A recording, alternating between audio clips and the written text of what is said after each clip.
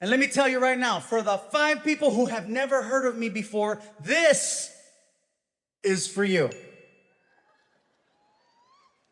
I get pulled over one night 2 minutes after coming out of the Krispy Kreme drive-thru.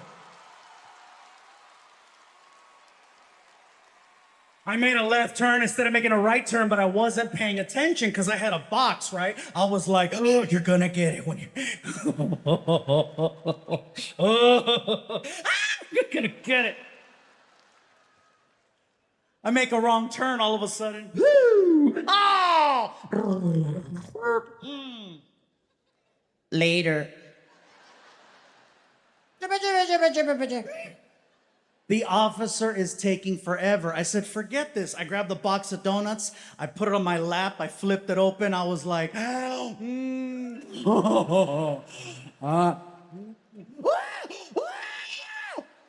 and just as I was about to tear it up, the officer gets to the window. And he's like, you know why I stopped you? It was too easy. I picked up the box and I said, 'cause you can smell it.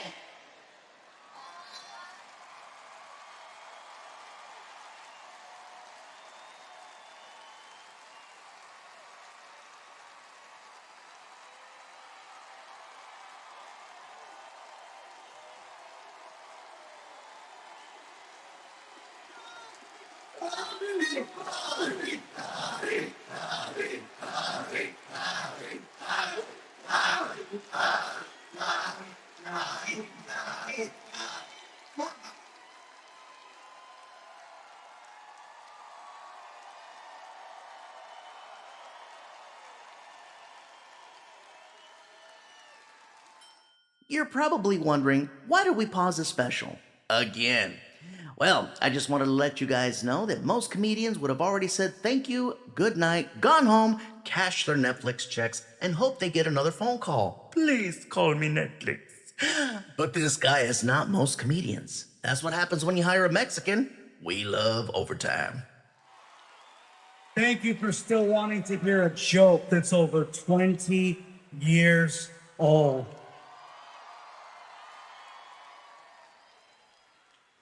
I grew up watching you too.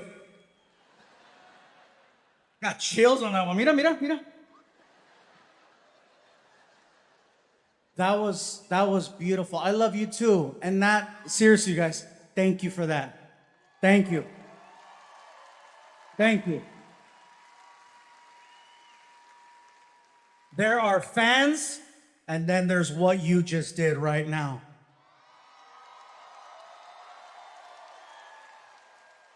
I don't know any other comedian that gets this type of love and loyalty. Thank you so much. I'm not getting off the stage yet because I still got more to go, but I want to say thank you for that.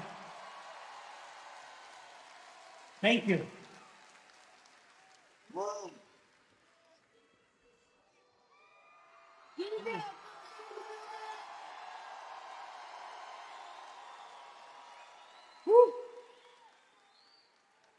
So when I started doing stand-up in 1997, the only place that would allow me to go up on stage and do what I do were bars, dive bars, rough bars.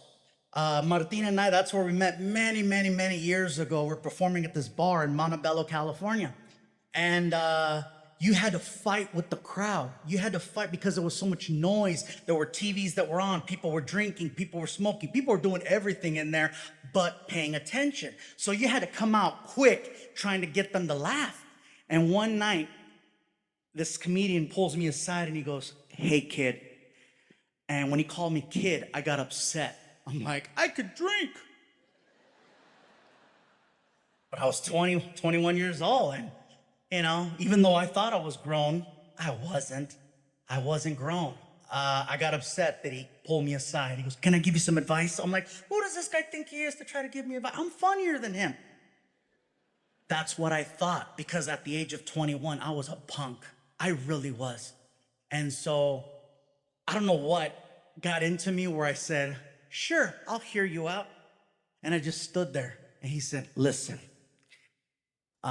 you're really likable on stage, and that's rare. I'm gonna give you a little bit of advice. If you cut all the cussing out of your show and start taking the filthy material out, I think you're gonna have a long career ahead of you. And I know I said take the cussing out, and I said the F word twice tonight.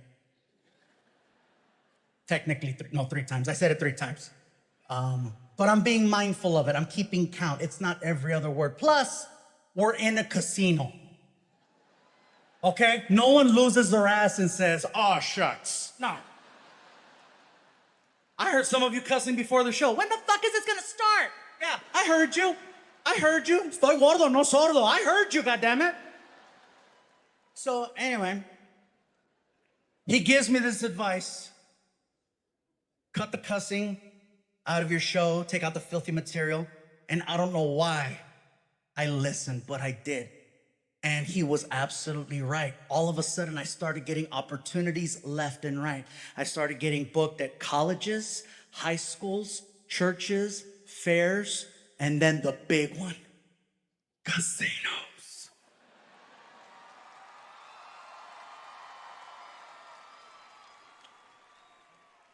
Back in the day, you had to be squeaky clean to perform at a casino. But that's not the case anymore. Now, if you can sell tickets, it doesn't matter what you do up here, they want to book you. But back in the day, there was only a few people who could pull it off. And I was fortunate enough to be one of those people. So I remember I got booked to perform at a casino called Morongo in Southern California. And I'm backstage with the booker, the lady that hired me for the function. And she goes, so, no cussing, right? I go, no cussing. No filthy material? No filthy material. Good luck out there. And it was just me. I didn't have openers. It was just me. It was a voiceover on the freaking speaker, right? Ladies and gentlemen, please welcome comedian funny man, Gabriel Iglesias. And then I walked out there, right? I offended the entire audience in 5 seconds. And I did it without cussing. Freaking 22-year-old kid goes up on stage, looks at the crowd and says, hey, everybody, is this a regular casino or is this an Indian casino? You see how you all know? I didn't know. I didn't know because I didn't have TikTok to teach me. What I did have was a life experience that I'll never forget.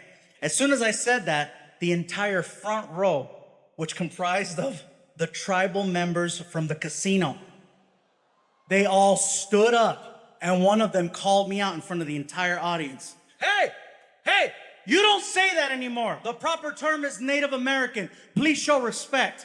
And I was like, oh my God, I'm so sorry. I didn't know. And I felt horrible, and I was so embarrassed. Fortunately, I had a second show at 10 o'clock. 10 o'clock hits, I take the stage. I didn't need to be told 1,000 times that I messed up. That one time of me getting shamed in front of the entire audience was all I needed.